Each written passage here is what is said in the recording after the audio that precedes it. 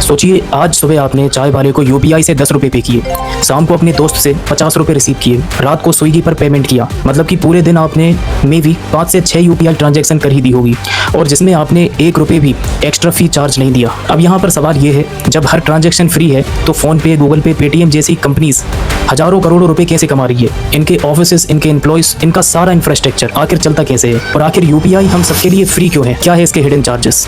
आज के इस एपिसोड में हम इन्हीं सब सवालों के जवाब ढूंढेंगे। और देखिए, जवाब जितना सिंपल लगता है उतना है नहीं, क्योंकि ये पूरी स्टोरी एक ऐसे सिस्टम की है जिसने पूरी दुनिया को चौंका दिया है। जानने के लिए वीडियो को लास्ट तक जरूर देखना। अच्छा, चलो एक बेसिक से शुरू करते हैं। देखिए, 2016 से पहले भारत में पेमेंट करना कितना झंझट वाला काम था, याद है? या तो कैश या फिर कार्ड स्विप करो, या नेट बैंकिंग के 10 स्टेप्स को पार करो, जिसमें ओटीपी आया, फिर अकाउंट नंबर डालो, फिर आईएफएससी कोड, फिर कंफर्म पे क्लिक करो। मतलब कि एक पेमेंट को करने में 5 से 10 मिनट का टाइम लगता था। उसी दौर में गवर्नमेंट और आरबीआई ने साथ मिलकर एक आइडिया पर काम शुरू किया। मतलब कि क्या हो अगर पेमेंट भी उतना ही आसान हो जाए, ट्रांजैक्शन करना भी इतना आसान हो जाए जितना व्हाट्सएप पर एक मैसेज भेजना। बस एक आईडी डालो, अमाउंट डालो और पैसा सेकंडों में ट्रांसफर। यहीं से बना यूपीआई। यूपीआई का मतलब होता है यूनिफाइड पेमेंट इंटरफेस। इसे साल 2016 में एनपीसीआई यानी national payment corporation of India ने लॉन्च किया था, इसे इंटीग्रेट किया था। अब एनपीसीआई क्या होता है, ये कैसे काम करता है, ये सब हम समझेंगे इसके बाद वाले पॉइंट में, लेकिन अभी इसे समझना जरूरी है। देखिए, यूपीआई ये एक ऐसा डिजिटल प्लेटफॉर्म है जो देश के सभी बैंकों को सीधे आपके मोबाइल फोन से अटैच कर देता है, जोड़ देता है।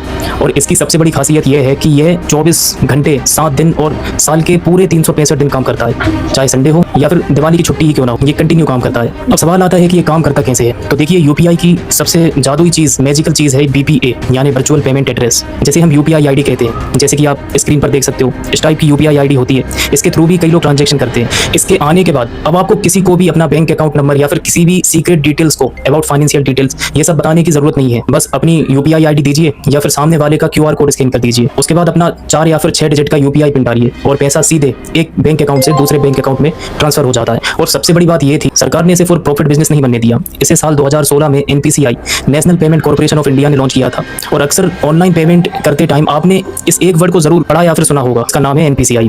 और ये एक नॉन प्रॉफिट ऑर्गेनाइजेशन है। इसका मतलब यूपीआई खुद पैसे कमाने के लिए नहीं बनाया गया, ये एक पब्लिक इंफ्रास्ट्रक्चर है, बिल्कुल सड़कों और बिजली की तरह। अच्छा, आपने कभी सोचा होगा कि जब आप अपने दोस्त को फोन पे या फिर गूगल पे से 500 रुपए भेजते हो, सेंड करते हो, तो वो पैसे पलक झपकते ही दूसरे अकाउंट में कैसे पहुंच जाता है? इस पूरी प्रोसेस को चलाता है एनपीसीआई। इसे आप भारत के डिजिटल लेन देन का दिमाग और बैकबोन कह सकते हैं। जितनी भी ट्रांजैक्शन सक्सेसफुली होती है वो इसी के थ्रू होती है। और ये कोई मुनाफा कमाने वाली प्राइवेट कंपनी नहीं है, बल्कि एक नॉट फॉर प्रॉफिट ऑर्गेनाइजेशन है, जिसका पर्पस भारत में डिजिटल पेमेंट को आसान और सिक्योर बनाना है। अब समझते हैं ये काम कैसे करता है। फॉर एग्जाम्पल, मान लीजिए कि आप SBI, state bank of India use करते हैं और आपका जो दोस्त है वो एचडीएफसी बैंक यूज करता है। अब आप दोनों अलग अलग बैंक के कस्टमर हो, फिर भी आप आसानी से एक दूसरे को पैसे भेज सकते हो। ऐसा क्यों होता है? तो यहाँ पर बीच में काम करता है एनपीसीआई। ये एक कॉमन ब्रिज की तरह काम करता है। एनपीसीआई इन दोनों बैंकों के सर्वर को आपस में जोड़ता है और पैसे को सही सलामत एक बैंक से निकालता है तो दूसरे बैंक अकाउंट में जमा कर देता है। और यह सब सिर्फ कुछ ही सेकंड्स में कंप्लीट होता है। एनपीसीआई ने ही भारत को दुनिया के सबसे बेहतरीन डिजिटल पेमेंट सिस्टम दिए हैं, जिसने भारत में पेमेंट का तरीका ही बदल दिया। इसके बाद रुपए कार्ड, इसके बाद फास्टैग, टोल टैक्स पर बिना रुके डिजिटल पेमेंट करने वाला सिस्टम, इसके बाद भीम ऐप, एनपीसीआई द्वारा बनाया गया खुद का पेमेंट ऐप। कुल मिलाकर आप जो भी डिजिटल पेमेंट ऐप यूज करते हो उन सबको सिक्योर और सिस्टमेटिक वे में ऑपरेट करने के लिए एनपीसीआई ही जिम्मेदार होता है, यूपीआई ही काम करता है। तो आप सोचो, अगर यूपीआई खुद प्रॉफिट के लिए नहीं है तो उस पर बने ऐप्स जैसे कि फोन पे, गूगल पे, पेटीएम, ये सब पैसे कैसे कमाते हैं? तो चलिए इसे एक सिंपल एनालॉजी समझते हैं। सोचो, यूपीआई एक गवर्नमेंट हाईवे है जो सबके लिए फ्री बना है। अब उस हाईवे पर तुम अपनी कार खुद नहीं चला सकते। उस पर अपनी कार को चलाने के लिए तुम्हें एक टैक्सी सर्विस की जरूरत होती है। अब यही टैक्सी सर्विस फोन पे, गूगल पे, पेटीएम, ये एप्स हाईवे नहीं बनाते, बस उस हाईवे पर तुम्हें राइड देते हैं। अब सिस्टम में 3 बड़े प्लेयर्स हैं। पहला एनपीसीआई जो हाईवे बनाता है और मेंटेन करता है, दूसरा बैंक्स जिसके पास तुम्हारा असली पैसा होता है, तुम्हारी सारी डिटेल्स और डेटा होता है, और तीसरा थर्ड नंबर पर आता है थर्ड पार्टी एप्स जैसे कि फोन पे, गूगल पे। ये वही ऐप है जो तुम्हें एक सुंदर इंटरफेस देते हैं ताकि पेमेंट करना आसान लगे। अब इंटरेस्टिंग बात यह है, 2020 में गवर्नमेंट ने एक बड़ा फैसला लिया। यूपीआई ट्रांजैक्शन पर जो पहले थोड़ी बहुत फी लगती थी, जिसे एमडीआर, मर्चेंट डिस्काउंट रेट कहते थे, उसे 0 कर दिया गया था। यानी कि दुकानदार से कोई भी कोई फी चार्ज नहीं की जाएगी यूपीआई पेमेंट लेने पर।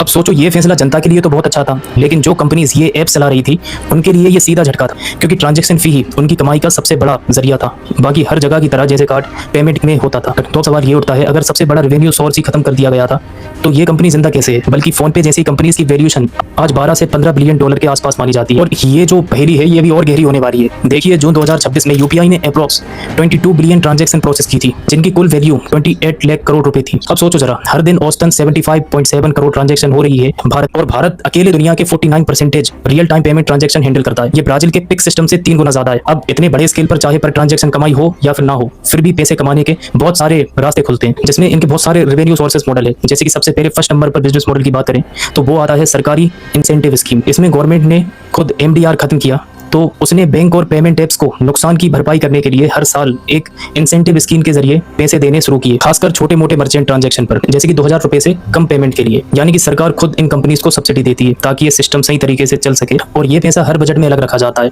और बैंकों तक पहुंचता है, फिर वो अपने पार्टनर एप्स के साथ बांटते हैं। इसके बाद दूसरा इनकम सोर्स आता है लेंडिंग और क्रेडिट प्रोडक्ट। देखिए, फोन पे और गूगल पे जैसे एप्स अब सिर्फ पेमेंट नहीं करवाते। अगर तुमने ध्यान दिया हो तो फोन पे पर अब personal loans, insurance, mutual funds तक मिल जाते हैं। ये एप्स एनबीएफसीज और बैंक के साथ पार्टनरशिप करके तुम्हें लोन ऑफर करते हैं और उस पर एक कमीशन कमाते हैं। पेमेंट एप्स होकर भी असली पैसा फाइनेंशियल प्रोडक्ट बेचने से आता है। इसके बाद थर्ड नंबर पर इसका इनकम सोर्स मर्चेंट सर्विसेज। इसमें छोटे दुकानदारों को ये एप्स सिर्फ क्यूआर कोड नहीं देते, वो उन्हें business loans, sound box, devices, वो पेमेंट सक्सेसफुल बोलने वाली मशीन और एनालिटिक्स टूल भी बेचते हैं। अब सोचो, वो साउंड बॉक्स भी फ्री नहीं होता, उसका रेंटल चार्ज होता है दुकानदार से, जो कि क्वार्टरली या फिर मंथली चार्ज करते हैं। इसके बाद चौथा इनकम का सोर्स आता है एडवर्टीजमेंट और ऑफर्स। जब तुम फोन पे या फिर गूगल पे ओपन करते हो तो वहाँ बहुत सारे ब्रांड्स, ऑफर्स, कैशबैक डील्स और एड्स दिखते हैं। इसमें क्या होता है, कोई भी कंपनी जो अपना प्रोडक्ट या फिर ऑफर तुम तक पहुँचाना चाहती है वो इन एप्स को पैसे देती है, क्योंकि इनके पास करोड़ों एक्टिव यूजर्स का डेटा और अटेंशन है। इसके बाद फिफ्थ नंबर पर इसका सबसे बड़ा इनकम का सोर्स आता है क्रॉस सेलिंग और इकोसिस्टम बनाना। देखिए, पेटीएम का ही एग्जांपल ले लो। पेटीएम ने अपने पेमेंट ऐप के जरिए इतने यूजर्स जोड़े कि फिर उसने Paytm mall, Paytm money, stock trading, Paytm insurance जैसे कई प्रोडक्ट लॉन्च किए। यानी कि पेमेंट तो सिर्फ एंट्री पॉइंट है, असली कमाई उस इकोसिस्टम के बाकी हिस्से से आती है जो ये लोग अपनी एप्स पर इंटीग्रेट करके रखते हैं। यूपीआई का जो कोर ट्रांजैक्शन है वो जानबूझकर फ्री रखा गया है ताकि ज्यादा से ज्यादा लोग इससे जुड़े। जितने ज्यादा लोग इससे जुड़ेंगे उतना ज्यादा डेटा कलेक्ट होगा। लेकिन पेमेंट तो सिर्फ एंट्री पॉइंट है, असली कमाई उस इकोसिस्टम के बाकी हिस्से से आती है जो ये लोग अपनी एप्स पर इंटीग्रेट करके रखते हैं।